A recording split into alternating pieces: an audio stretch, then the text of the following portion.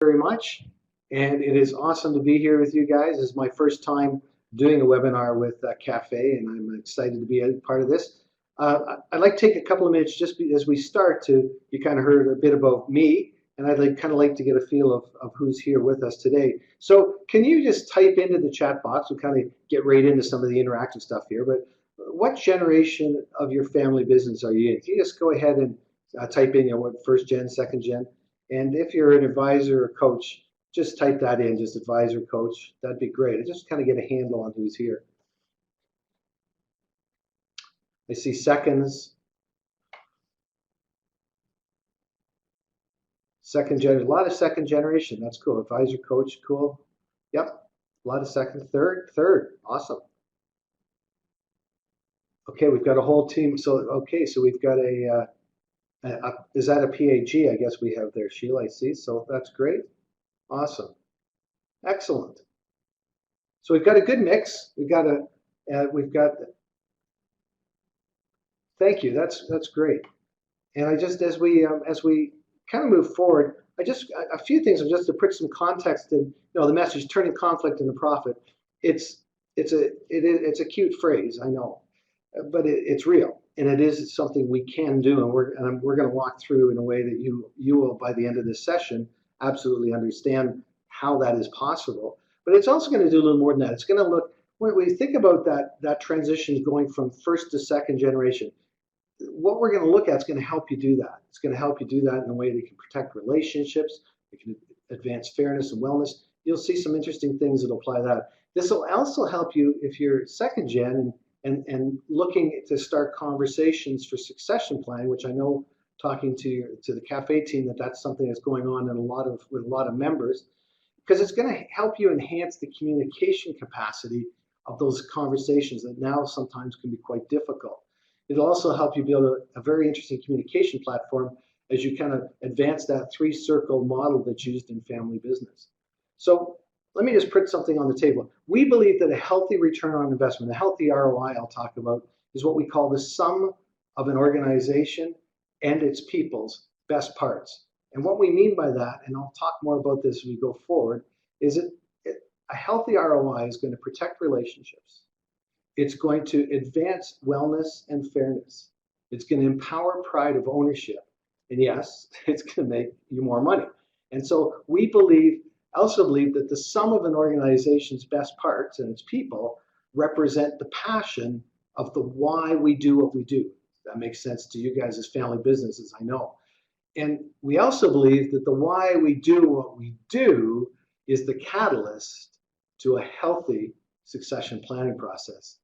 And at this point, we're going to jump in. I kind of just want to set that tone. There's some really interesting connections through Cafe that you're going to see here. But as we jump into this, I'm going to encourage you to just make sure that you have a sheet of paper beside you, something you can write on, or an iPad or something. I want you to be, there's going to be a few little aha moments, what I might call sound bites, that you might want to capture a question or something. Make sure you do that. We may ask you, we want to get some of that from you as well. But just be ready to capture a thought, an idea that you don't want to lose, that you want to move forward as we move forward after the event. That makes sense? You guys good? Okay, so we're going to jump in this. I'm trying to cover a whole scenario of a model that we use to give you the framework that you can, and as you know, you've got some of the diagnostics, you've already seen what we can do with this, but to get you into this and get you moving forward and applying it. So I'm going to move fairly quickly in this, and I hope not too fast. I know I'll start to see hands tell me if I am. But we're going to, first of all, I want to focus on, there's four key considerations that we're going to look at this morning when we walk through. The first one is, I'm going to give you a fresh perspective on conflict. We've got kind of a skewed impression on that. It's causing a lot of problems in business and in the marketplace, in our country, as a matter of fact. So I'm going to try and give you a fresh perspective on conflict. The next thing I'm going to do is I'd like to kind of give you a picture of understanding conflict management systems. You're going to hear some things that you may already know, but I think some of you will be surprised at what that looks like already in your personal life as well as in your business. And then we're going to go down and I'm going to give you a 4-step conflict management system assessment model, kind of how we do it as an organization, and give you the tools that you can try this out, kind of see what this looks like, and put kind of some rubber to the road in the process. And then fourthly, the idea of how to design and implement a conflict management system. It's always, assessment's always a challenge. We get some great information, then we kind of design something, but on implementation is something that becomes more onerous and difficult and gets overwhelmed. We're going to show you how to do that in a very efficient manner. So that's kind of where we're going today. That's kind of the stuff we're going to cover. But I want to first of all, I'm going to throw up an image here, a big reset button. Now, I know it doesn't work. I know you might have a touch screen, so be careful if you push reset. But if I go ahead and just push that reset button, that's what I want you to do with conflict. The first thing we need to do is to think that how we handle conflict, it comes from how we think about it and how we feel about it and how we handle it or not. Now, conflict in and of itself is actually really not the problem. The problem is actually me, and the problem is you. Hope you're okay with me saying that. It's how we choose to engage it or not. The use and application of conflict can either be about building healthy relationships, uncovering the next best great idea in an organization, growing people and the organization itself, or it can take people and the organization hostage and the organization and the people to become toxic.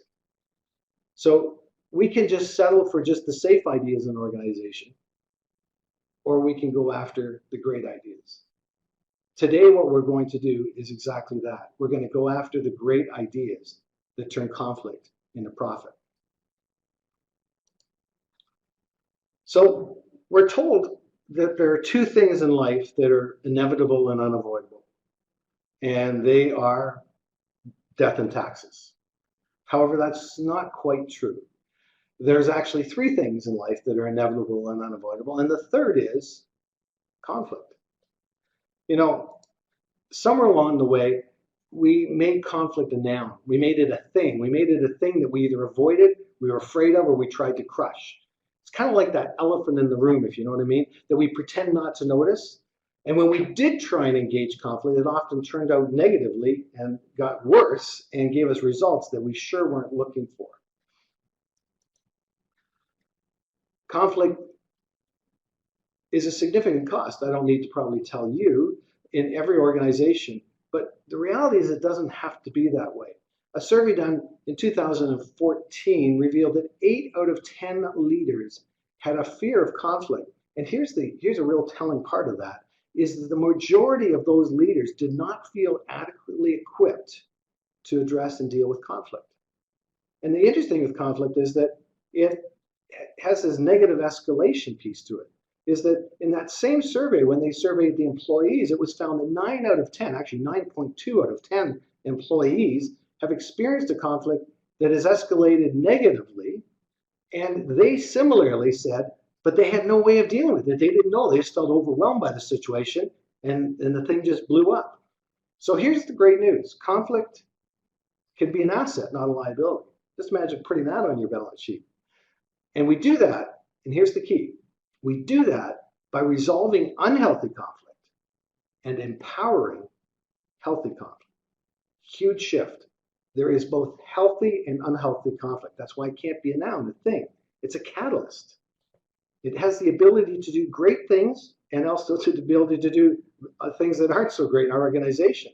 Unhealthy conflict is what takes organizations, their people and their leaders and the bottom line hostage. Unhealthy conflict, though, also has both a seen and an unseen component, what we call latent conflict, which is the unseen part, and manifest conflict, which is the seen conflict. Most of us are very familiar with manifest conflict for different reasons and different times, and the latent is kind of back in that elephant in the room, the one we just hope will go away, that time heals all wounds, that maybe it'll just get better. I'm here to tell you that it actually doesn't just get better. But let's just take a snapshot look at what the cost of conflict is.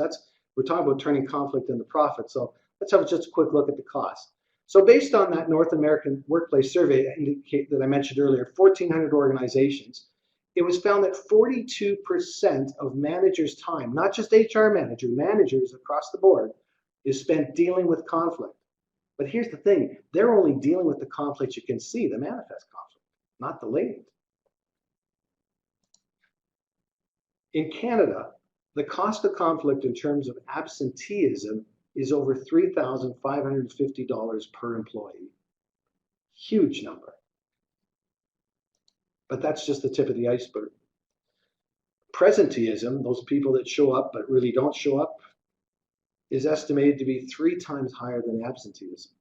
So arguably, we could say that over $10,000 per employee for the cost of conflict, just in those 2 areas. Well, what about the other areas? What other quantifiable costs do we have of unhealthy conflict? Well, you guys know it. Higher turnover, higher hiring costs, orientation costs, all the training costs that go in that. Other unseen latent costs include that lower creativity, lower productivity, lower engagement. I work with in the entertainment business with some entertainment recording artists, and you know they didn't realize how their creativity had been so oppressed by conflict in their organization until it got released, and all of a sudden everything changed. The ability, but not just the artist, but everybody contributing to the creativity in the organization. You know, our employee engagement rate in Canada is 29%.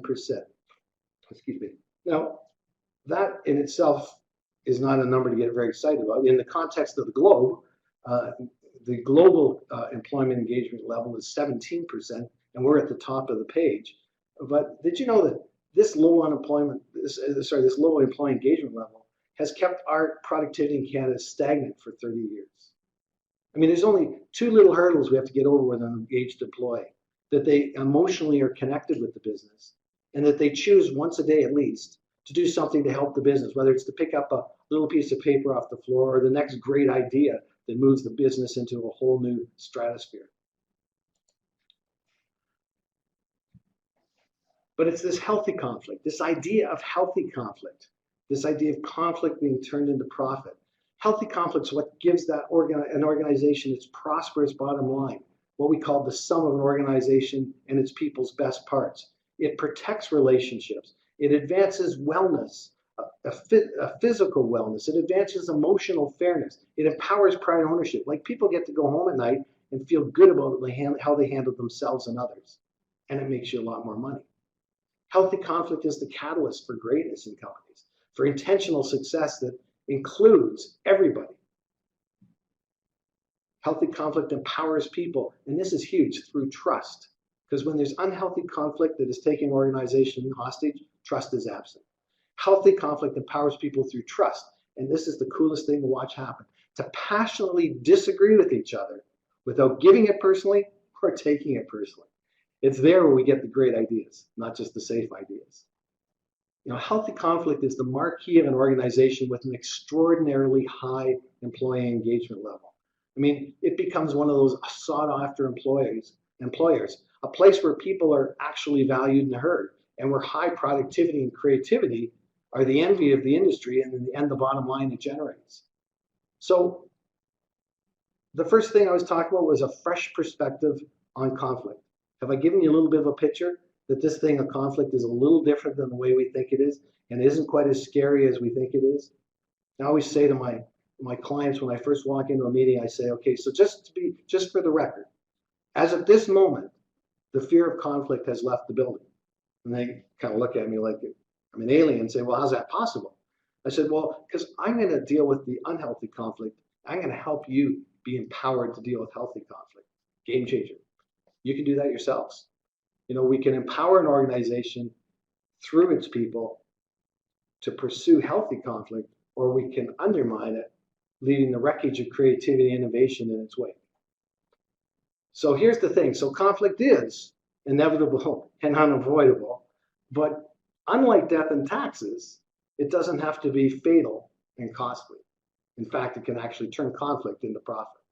So the question I guess we have to think about, moving to that next perspective, is what needs to change? Or how do I do this differently? You may very well identify with something I've talked about in there. So it kind of takes us to the second key component to turning conflict into profit. And what we need to understand, and this is key to this section, is we need to understand that our personal and our organizational conflict management systems either help or hinder our desired personal or organizational results. What we need is an intentional system that helps us resolve unhealthy conflict and empowers healthy conflict. And we call that a conflict management system. Now, what you might find surprising is that you already have a conflict management system personally, and so does your organization. Quite often when I talk to a company and I ask them about their conflict management system, their answer pretty much tells me where we're going to be starting from. Their answer is either going to be, huh? I didn't know I had one. It's going to be, well, actually, it's working pretty well. We're having a little trouble with the employee engagement. We're seeing some things we're working on. Or it's going to be, well, I don't know what that is, but it sure sounds like something I need. Tell me more. You know what I mean? That's kind of what we see. But each of us have a system for dealing with conflict, a conflict management system, and every organization does as well. Now, here's the thing that's interesting, is that there are unhealthy conflict management systems. And, they look a lot like this. They look like leadership by performance. It's all about what you do. The fear of conflict takes the organization hostage. Relationships are compromised at best, destroyed at worst. The culture is toxic and unhealthy. Trust is absent without leave, AWOL. There's very little self-determination in the organization, and valued and heard is when it's convenient, and conflict is a significant cost to the organization. I don't know if any of you have experienced that or seen that, but that's what we're going to find in an unhealthy conflict management system. Healthy. There are healthy conflict management systems. It's like my Ferrari there. A healthy conflict management system is going to see these kind of things. It's going to see leadership by relationships that drive performance. It's about who you are, not what you do first. The fear of conflict is replaced with confidence that translates into creativity, innovation, and productivity. Relationships are protected. Fairness and wellness are part of the bottom line. Trust engages a healthy conflict, a team, as I was saying, to be able to passionately disagree without taking and receiving it personally. Empowerment releases self-determination. Being valued and heard is actually a strategic asset. And the cost of unhealthy conflict is significantly reduced. So for many people and organizations, their conflict management systems are seen as things that we try and control its performance. But if you look at that list, there's not a lot of performance in there, but there's a whole lot of relationship. I have a saying that I love to use. It's, your system is perfectly designed to achieve the results you're getting. In other words, until you change your system, all the hope in the world, you're not going to get different results. If every fourth car coming off the assembly line is missing its right front fender, your system's perfectly designed to achieve the results you get. And in conflict management systems, that's been a lot of what we've seen. What we need is a conflict management system that is a catalyst, that engages relationships, and has the capacity to resolve unhealthy conflict. You're going to hear me say this a lot because this is so critical. Resolve unhealthy conflict and empower healthy conflict. A conflict management system that can deliver a bottom line that includes confidence, empowerment, and profitability. And as I've said, this bottom line thinking we're talking about is this sum of an organization and its people's best parts. Protecting relationships, advancing wellness and fairness, empowering pride of ownership, and yes, making a lot of money. But there's something here that's really critical. This is something I notice in a lot of organizations. Our choices reveal what we're passionate about. And when bottom line thinking is part of our choices, we know we're on the road to turning conflict into profit. If we're passionate about performance, then we become systemic driven. If we're passionate about relationships, then we become family driven. Probably makes sense to you guys. So what do we know? What have we got? So we know conflict is what? It's not a noun, it's a verb. We know that there's healthy and there's unhealthy conflict. And we also know now that each of us and our organizations have a conflict management system already in place that are either helping us or hindering our ability to turn conflict into profit. So this takes us to our third key consideration to turning conflict into profit. And now we start talking about assessing our personal and organizational conflict management system I'm using a four-step formula in this. And to support this four-step formula will be the two diagnostics you received in the webinar to complete, pardon me, the conflict capacity survey and the workplace wellness scorecards. I'll just have those available, just have them at hand. We're not going to jump into that just yet, but just keep them ready. And the third one, keep it at hand as well. We'll get into that in a few minutes, but just be ready with those. So let's first talk about our conflict management systems, both of them. But we'll start. Let's first of all talk about the personal one. Okay, I'd like to focus on the first one, and then we'll move into the organizational. So our personal conflict management system is this. It's unlike Superman. That's kind of easy and powerful, and there's not much that can stop him other than kryptonite. I guess that's his conflict management system. But our conflict management, our personal, is a complex package of emotional, behavioral, relational, experiential, and cultural interactions that come together with this preset collection of personality uniquenesses, and I'll talk about that in a minute. It's kind of like, if you think about every day we spend time with people, and in fact, unless you're Tom Hanks on a deserted island, you will always encounter people. But then even if you are on a deserted island, you need to make up a friend, like Tom did with Wilson, his volleyball friend. And even then, he got into conflict with him and decided to kick him across the island. You know, I think we were made to be in relationships, but it's not that easy to build them and to generate healthy conflict out of them. So here's the thing. In our preset hardwiring, we've got like 16 different personality types. We've got 5 different appreciation languages. We got 3 primary learning styles. We got 5 conflict response styles. We got 4 leadership styles. Then we throw in different wiring between men and women. We throw emotions in there and free will. And we have the absolute perfect recipe for, yes, conflict. So if we never explore our personality uniqueness, what we call emotional wisdom as opposed to emotional intelligence, which tends to be more about performance, you can easily find yourself more often than not involved in a conflict that doesn't turn out so well. Why? Why? Because we haven't invested enough in understanding ourselves well enough to learn how to meet people where they're at and how to relate where they are.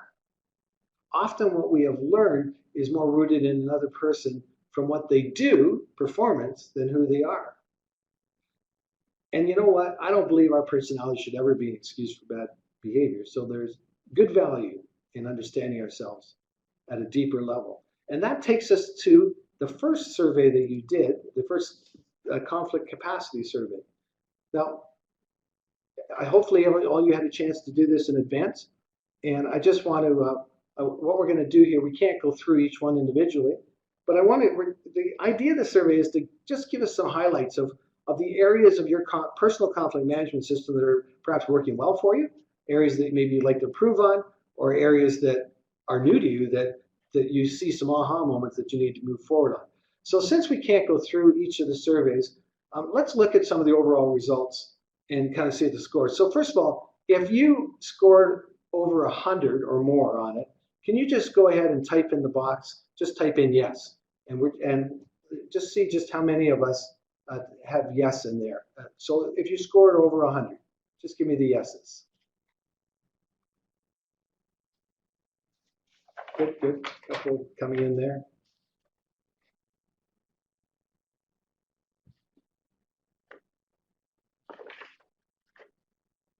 Excellent.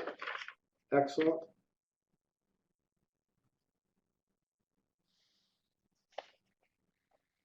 Okay.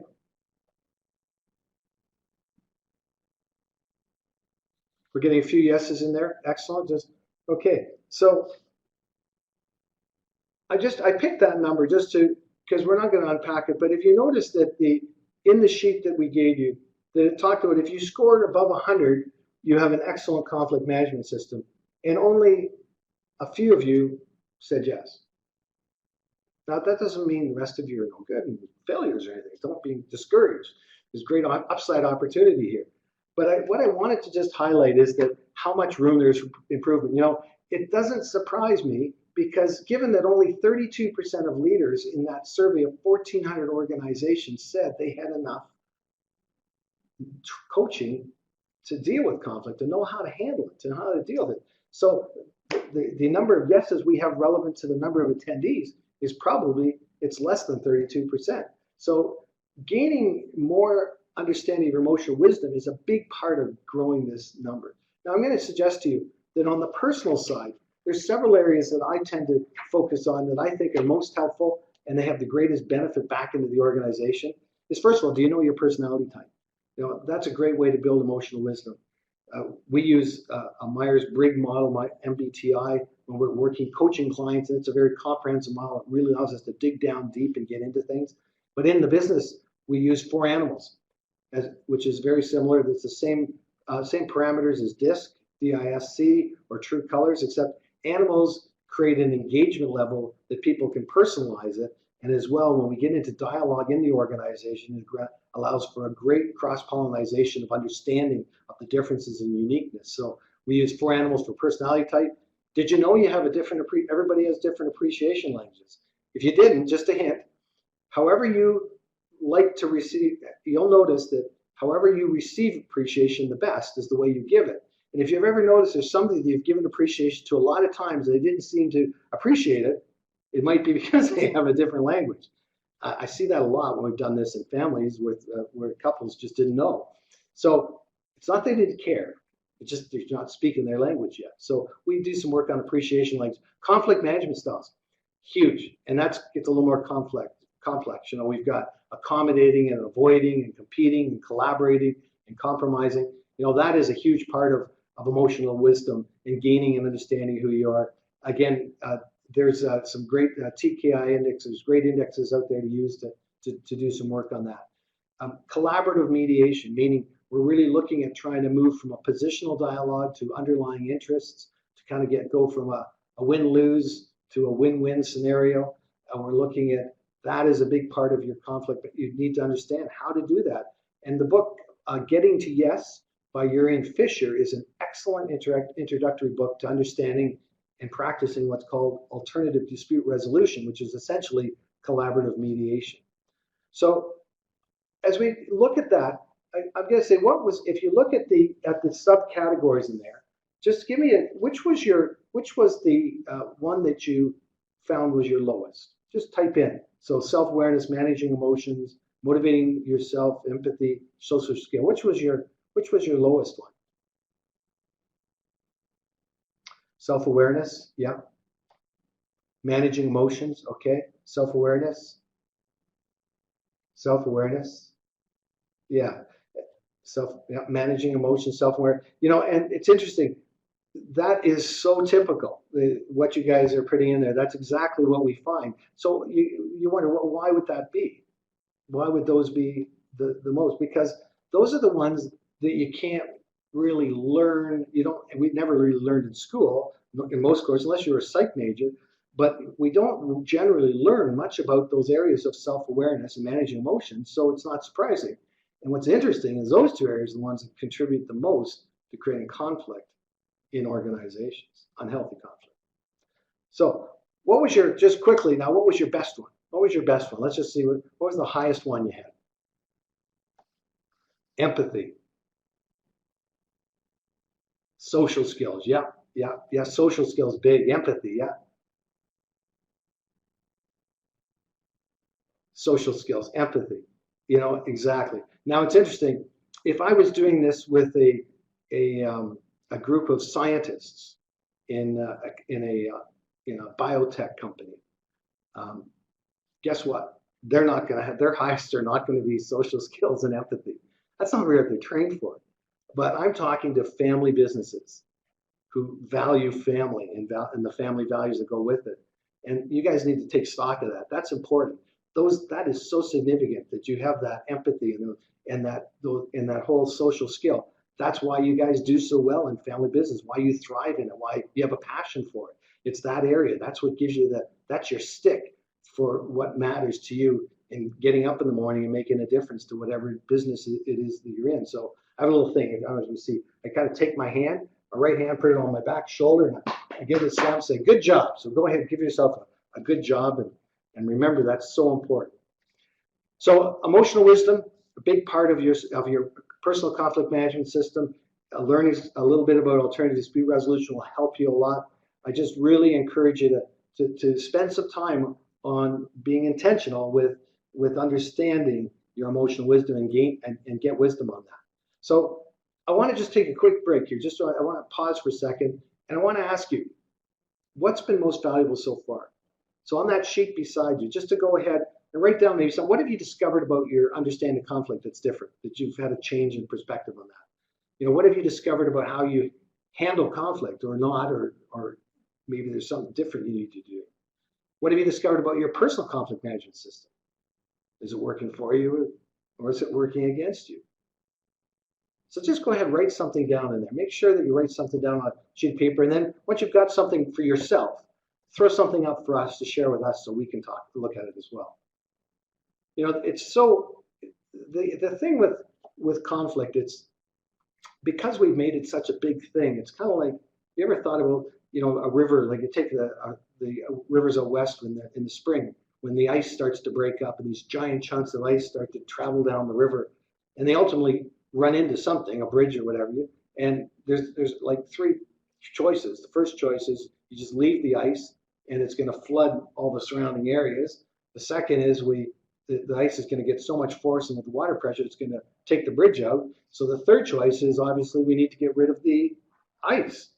But that's the way we've approached conflict. But actually we don't need to get rid of all the ice. We just need to get rid of the one piece that will allow momentum to take the other pieces through the bridge. And conflict's kind of like that. So what I'm seeing here is just some motivating yourselves. So just anything you guys want to share on a most valuable there? I'll leave that. It's kind of a new thought for you to look at in the middle of a workshop. I know I kind of throw that in. I just find it so important that we don't lose touch with the sound bites, the little nuggets that we're gaining and gathering. Okay, so listen, let's talk about our conflict management system from an organizational level. So the underlying key to developing an organizational conflict management system is we've got to understand what we have now. What would you and your team, this is key, this isn't a management-driven process, this is a team building up process. What would you and your team like to have? Then you got to know what your options are. What are my options in the conflict management system? And then developing a plan to both implement and monitor. That's what we're going to unpack in the next few minutes. So we call these activities and these initiatives a workplace assessment. As I mentioned in the introduction, I do work with the Workplace Fairness Institute, and we do workplace fairness assessments in there. And very interesting to see the different from union-based organizations to smaller operations. But inside the workplace fairness assessment, there's three things that happen here.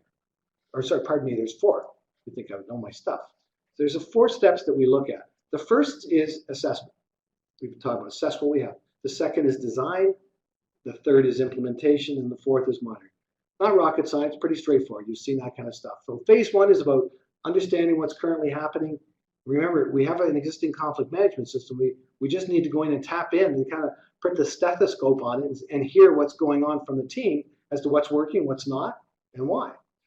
And then with that, we do that through surveys in advance. We do that with interviews. We do that in kind of focus groups and on-site observations. And it's also here where we start to quantify the cost of conflict in the organization. We can actually quantify the cost of conflict in your organization right today.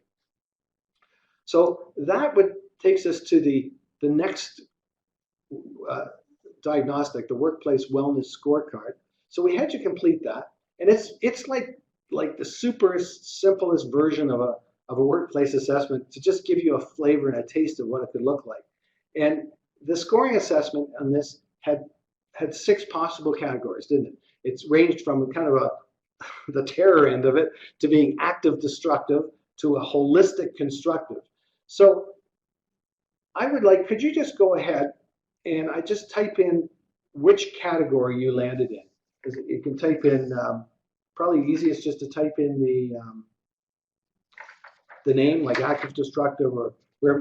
If you just go in and type in what you came up with. I like that. Conflict is inevitable. Reactive, constructive, okay? Preventive, constructive. Excellent. Reactive, constructive.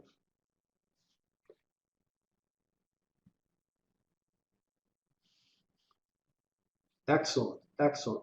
Preventative constructive, reactive constructive. So generally what I'm hearing you guys say, if we look at this, we're all sort of sitting in that preventative, reactive, constructive group. Now, when you look at these are the healthier categories.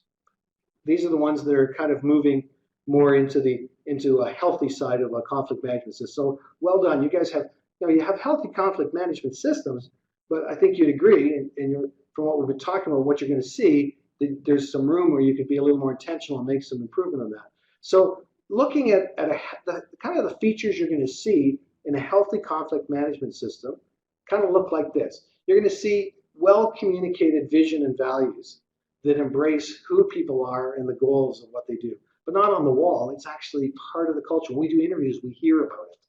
There will be a mechanism in the organization that's about celebrating the wins as they relate to the vision and values and the relation with people. I suggest to you that when you celebrate the wins that are based on vision and values, then it will be very difficult for you to reach a place where you suddenly convinced yourself you could lie to your customer like Volkswagen.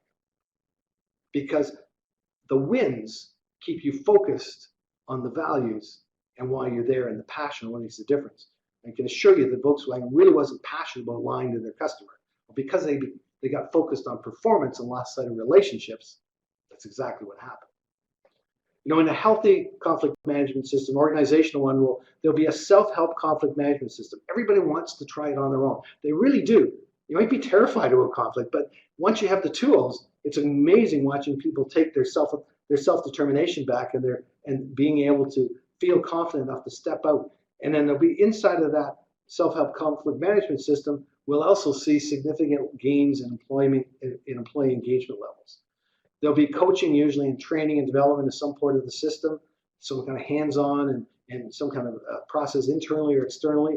And then there'll be the biggest thing in the healthy conflict part is that it'll be actively pursued because the level of trust is going to be there, and it'll be evidenced by that there's this incredible desire to be so transparent and passionate about what you do, but knowing you're not going to be judged for it, knowing you're not going to put your job on the line because you have a great idea, that you're going to be valued and heard and honored in that process. So the majority of us clearly are reactive constructive. So we've got just lots of room to move up. And we're in the idea of holistic constructive is really a game changer because those kind of healthy things I'm talking about have a significant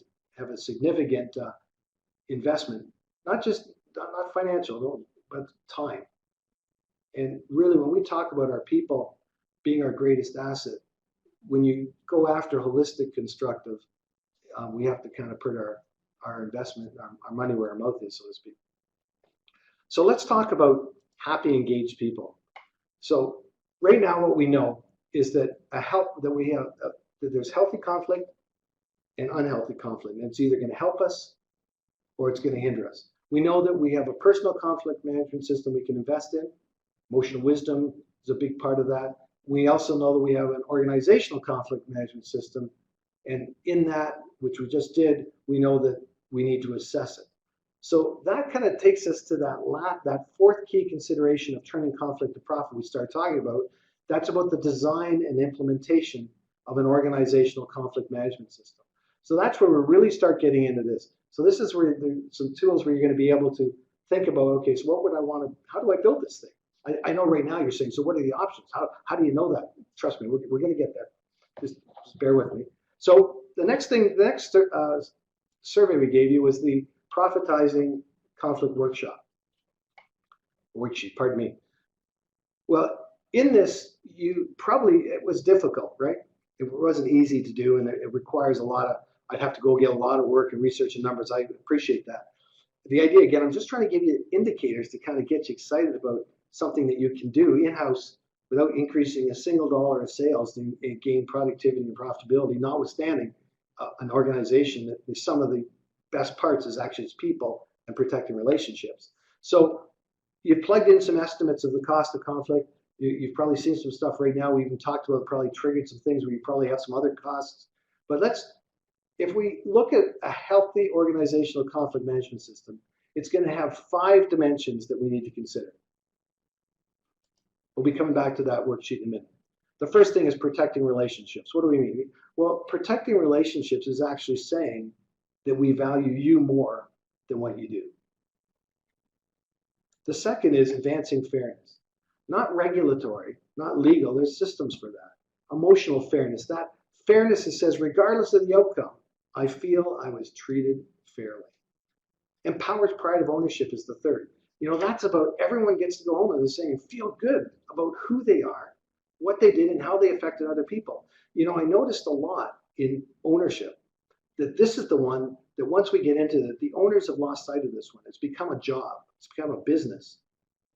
It's lost its quote unquote its family feel. And when this one comes back, so does the passion for the business comes back. And the fourth one is investing in wellness, and that's that. We know that absenteeism and presenteeism is extremely expensive, and the stress that's associated with it, not just on the people that are away and not doing stuff, the ones left behind to get all the work done. So there's a huge impact on that. And of course, the last one is making more money. But it's not just about making money, is it? I know you guys believe in family, and I know that you also believe in prosperity. And that idea of wellness or wholeness. Your word prosperity actually comes from prosperos, or that's like wellness or wholeness. But really, prosperity is financial, it's relational, it's physical, and it's also a worldview. Whatever matters to you in the world, and what sort of vessel you put that in. So when we look at this, we kind of say, okay, so that's what it looks like. Well, what kind of options do I have available to actually move forward on it? And so what we actually have is 5 categories of options. And I'm going to walk through these quickly with you just to give you a flavor for them, and you'll start to see some interesting things in this. But looking at this from the standpoint of the 5, there's rights-based options, power-based options, health-based options, communication-based options, and interest-based options. But let's just quickly break that down. Rights-based options. This is a lot of this happens in larger companies, and certainly happens in union environments. But we're talking about peer review panels inside help to deal with issues in-house, investigation, arbitration, mediation and arbitration in-house, training and education, of course, across the board. A lot of times that's remedial type training. Ombuds, having a third party, one step away person to be able to communicate and have a place for objective input for a conflict in your organization. Grievance procedures, early neutral evaluation of situations in courts. They're all about justice. They're all in that justice-based and environment-based. Then the next group of options are what we call power-based options. That's the authority. So workplace regulations, there's rules and authority, they're power-based. Managerial decisions, you can make a decision to fire someone or not to. It's that kind of power-based. The decision to resign, the decision to be dismissed are all the power-based options we have in a healthy conflict management system. The health-based options is the third. It's about internal medical facilities, as simple as a medical kit on the wall to a full-blown clinic. Transition processes. How do we help people through where there's been a problem in an organization? There's been something's happened that's created a trauma in the organization, and dealing with that. Health education, being able to understand stress, learn about it, and employee assistance programs, of course, for that we're dealing with a drug addiction problem or something in-house, that we're actually there to support the people. So again, the health-based option. And these last 2 are the ones that predominantly populate most conflict management systems of organizations like family businesses, small to medium-sized enterprises, essentially. The communication-based options is about an information exchange facility. Most organizations don't have this. I was just with a client recently, and it was a chain of health food stores, and they actually have 47 different communication platforms. And and things weren't working well. People didn't think they were hearing stuff. There's all kinds of conflict from that. But they'd never looked at how to exchange information with some kind of a strategy. So one of the components of communication-based is that information exchange facility. Open door policy. This is the one that gets a lot of companies in trouble. They talk about it, but they don't deliver it because they don't ever put a framework to it that's really tangible. And several personality types, if they don't have a framework, they won't use it. And those are the ones where you have a great employee who's there for 20 years and all of a sudden they decide to leave one day and you're surprised because you have stuff like that in there that they just didn't ever know how to communicate that they had a problem with you. Testing instruments. Again, testing, we used several testing instruments on the communication platforms for that food chain company. Training, education, ombuds again. And this one, the favorite one, the last one, interest-based options. At the very top is interest-based negotiation. Our court system, most of what we do is driven by position. I'm right, a judge rules who's right, or we come at it, and most of our conflict comes from this place of positional at the top of the food chain, and we have to get to those interest-based, the underlying needs, desires, concerns, and fears. Negotiation, peer mediation, if there's actually something in-house, that's the self-help model I'm talking about. Managerial mediation, somebody that can help inside to work through things. External mediation, that's where we do some stuff on the outside. Training, education, ombuds, conflict coaching. Train people inside to do that for the organization, or outside to support the organization. An open door policy that actually is an open door policy. Workplace partnering, 360 reviews. Workplace partnering is interesting because there's some really good best practices out there that we don't capture well because we tend to silo this type of information. So those are the 5 categories of options that we have. So here's the kind of questions we use to test those options, whether they should fit into our plan. These are really important. So the first is, how is this option present or not in our existing conflict management system? Where have we seen negative consequences by not having this option engaged in our system? What would be our desired outcome by intentionally engaging this option in our conflict management system? And fourthly, how could we measure the results based on relationships and not performance for this option? So again, the testing mechanism, being able to see, it's not about just, it sounds like, oh, this thing is crazy expensive, all this stuff. No, when you engage your people, they genuinely want the best for the organization. They don't just want everything in the kitchen sink. They want things that are going to give them confidence and empowerment, give them back self-determination and joy in what they're doing and passion. So they will help sort through this, and they allow it by looking and testing it. We just don't try and drive an agenda of what we think they should have. They actually are an integral part of the process.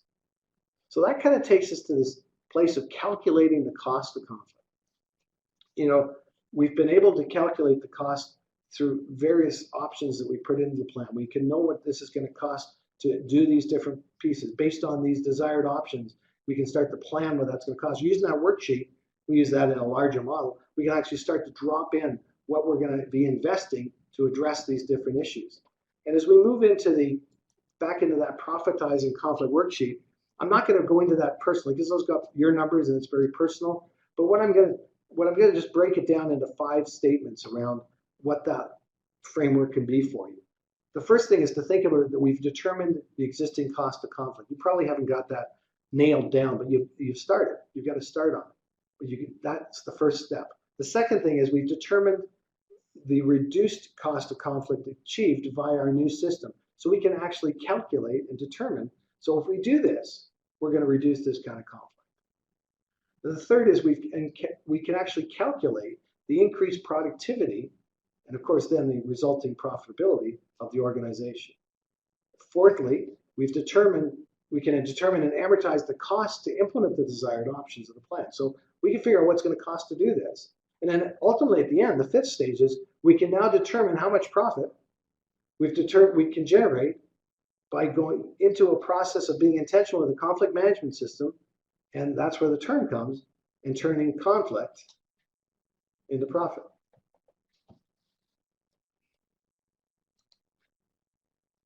So we're now ready to begin that 3rd step of the conflict management system, and that's implementation.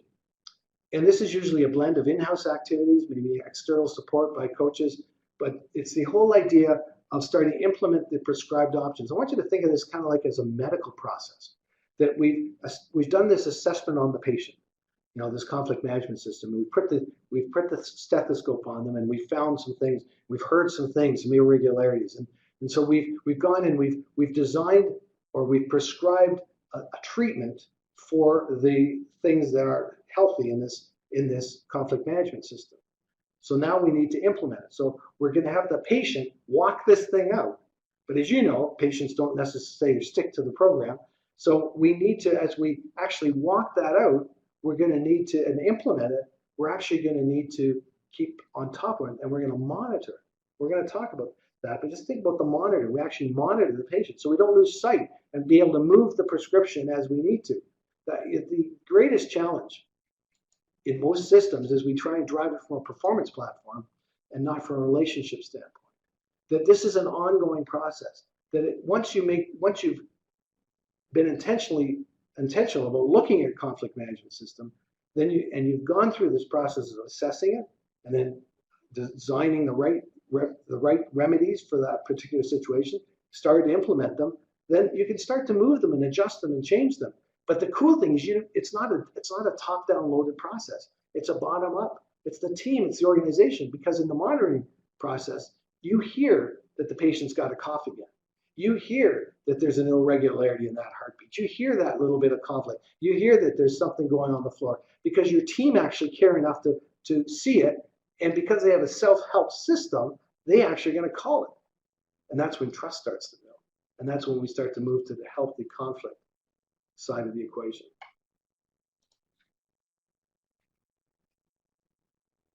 So here's the bottom line. If we think about turning conflict into profit, here's exactly what we're going to see. Less tension, less turnover, less absenteeism, less presenteeism, less confrontation. More creativity, more innovation, more productivity, more rewarding, more wellness. Higher employee engagement, higher morale, higher empowerment, higher confidence. Higher profitability, lower HR costs. Employees owning and using a self-help system. Healthy conflict being actively pursued, resulting in higher creativity and great ideas. And what begins to be brought to the forefront is this idea of the sum of an organization and its people's best parts, protecting relationships, advancing wellness and fairness, empowering pride of ownership, and making a lot more money. So let me just grab onto this idea for a moment of what's been most valuable for you again. And you'll have a few minutes left. But what's been most valuable for you? What is the idea? What is the fresh picture, the renewed focus, maybe the passion that you've seen or lost? What's the need, the desire? Maybe an action step that you've discovered today. I need you to go and make sure you write that down on your own sheet first. And then if you would just share with us what it is that you see in this. What's been most valuable for you? What's that little soundbite? The key to it's impossible for you to walk away with the last 50 minutes of information and actually process all that, given your rate. Probably as soon as you get off the webinar, there's probably a call you got to make, somebody you got to talk to, something you need to do, somewhere you need to go. And what I'm looking for is for you to capture something that's going to help you be inspired to hang on to this.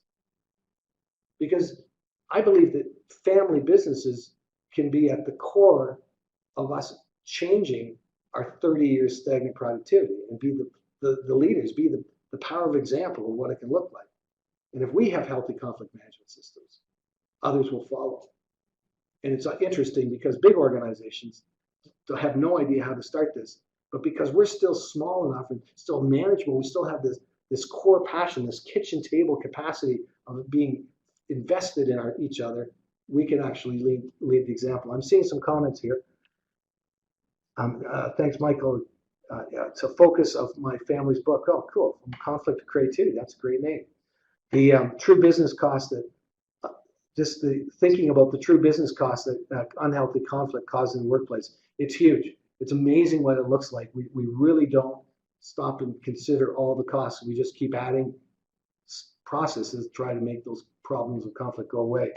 To develop the plan, stay on track, and easy, but it's easy to let the plan slide. It's so easy, and the key to that, and that's a great comment, Joyce, is that we have to stay away from turning it back into a performance model.